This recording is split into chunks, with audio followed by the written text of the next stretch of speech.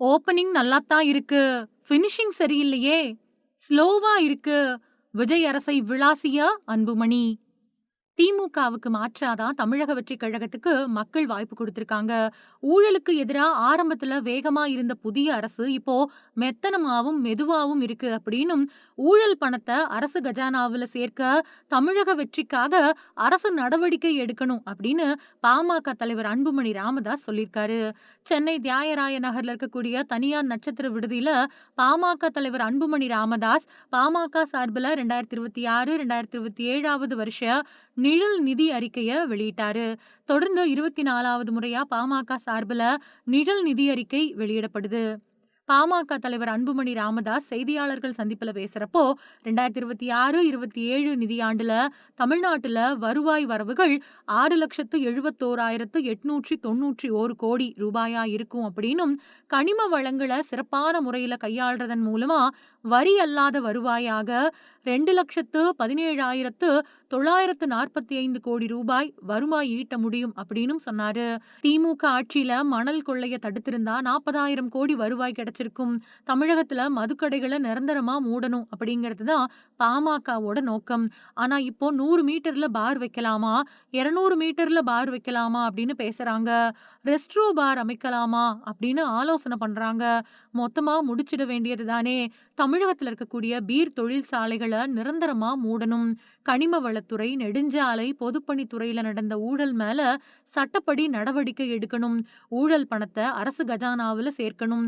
புதிய அரசு மெத்தனமா, மெதுவா செயல்படுறத இளைஞர்கள் பார்த்துக்கிட்டு தான் இருக்காங்க. மக்கள் நம்பிக்கைய இழந்துட போறாங்க. திமுகவுக்கு மாற்றாதான் மக்கள் உங்கள தேர்வு செஞ்சிருக்காங்க. போதைப் பொருட்கள் தடுப்பு பிரிவுக்கு டிஜிபி தரத்துல இருக்கக்கூடிய அதிகாரிகள நியமிக்கணும். மணல் கொள்ளை, கனிம வளக் கொள்ளை, பணியாளர்கள் நியமன ஊழல், ஒப்பந்த ஊழல் உள்ளிட்ட ஊழல் புகார்கள் பத்தி தனித்தனியா வழக்கு பதிவு செஞ்சு விசாரிக்கப்படணும். ஊழல் வழக்குகள விசாரிக்க 5 சிறப்பு நீதிமன்றங்கள் அமைக்கப்படணும். முதலமைச்சர், அமைச்சர்கள் அப்புறம் சட்டப்பேரவை உறுப்பினர்கள் ஒவ்வொரு வருஷமும் ஜனவரி மாசத்தோட முதல் நாள்ல சொத்து விவரங்கள வெளியிடுறது கட்டாயமாக்கப்படணும். தமிழ்நாட்டுல ஊழல் குற்றச்சாட்டுகளுக்கு உள்ளானவர்கள சிறப்பு நீதிமன்றம் மூலமா தண்டிக்கக்கூடிய அதிகாரத்த லோக் ஆயுக்தா அமைப்புக்கு வழங்கி சட்ட திருத்தம் செய்யப்படணும். மதுரை, கோவை உள்ளிட்ட மாநகரங்கள்ல மெட்ரோ திட்டத்துக்கு மத்திய அரசு மறுபடியும் அனுமதி மறுத்திருக்கு. அதுக்கு காரணமா போதிய மக்கள் தொகை இல்லை அப்படின்னு மத்திய அரசு சொல்லுது. 25 லட்சம் மக்கள் இருக்கக்கூடிய இடங்களுக்கு தான் மெட்ரோ திட்டம் அப்படின்னு மத்திய அரசு சொல்லுது.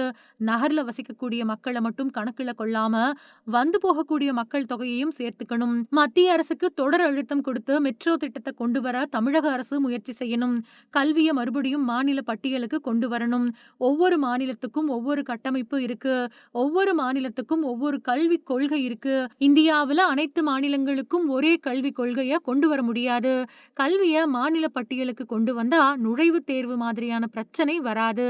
திமுக ஆட்சியில 5 வருஷங்கள்ல 6 லட்சம் கோடி ரூபாய் ஊழல் நடைபெற்றிருக்கு. தற்போதைய அரசு திமுகவோட ஊழல் மேல கவனம் செலுத்தணும். தமிழக வெற்றிக் கழக அரசு அதிகாரிகள் அப்புறம் ஊழல் குற்றச்சாட்டுகளுக்கு உள்ளானவர்கள பிளாக் லிஸ்ட் பண்ணணும்.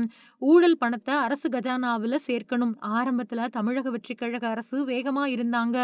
இப்போ வேகம் குறைஞ்சிருச்சு. தமிழக அரசு ஊழல்களுக்கு எதிரா வேகத்தை அதிகரிக்கணும். வேகத்தை அதிகரிக்க வைப்போம் அப்படின்னு சொல்லியிருக்காரு.